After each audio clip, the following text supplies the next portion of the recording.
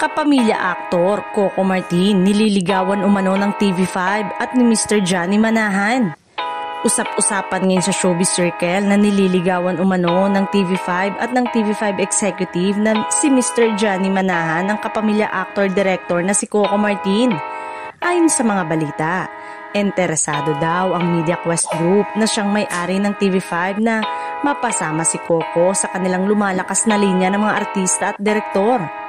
Matatanda ang si Mr. M o Johnny Manahan na kilala bilang star maker ng ABS-CBN ay lumipat na sa TV5 kamakailan dahil dito maraming nagsasabing baka sinusubukan nitong kumbinsin si Coco na gumawa ng proyekto o maging bahagi ng TV5 primetime block lalo't kilala si Coco sa paggawa ng mga dekalidad na teleserye.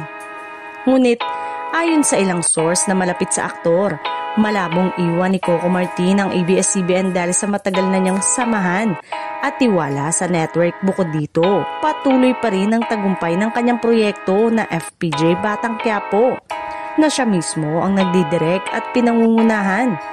Pero dagdag ng source ay may naganap na pag-uusap tungkol sa isang proyekto umano na offer ng MediaQuest sa aktor. Gayunpaman, hindi rin isinasantabi ng ilan ang posibilidad ng collaboration sa pagitan ng Dreamscape at TV5 sa hinaharap.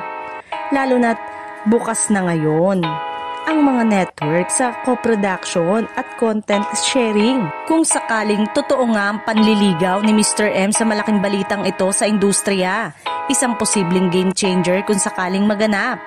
Sa ngayon, nananatiling tahimik si Coco Martin sa isyong ito, ngunit siguradong aabangan ng mga fans kung ano ang magiging susunod niyang hakbang.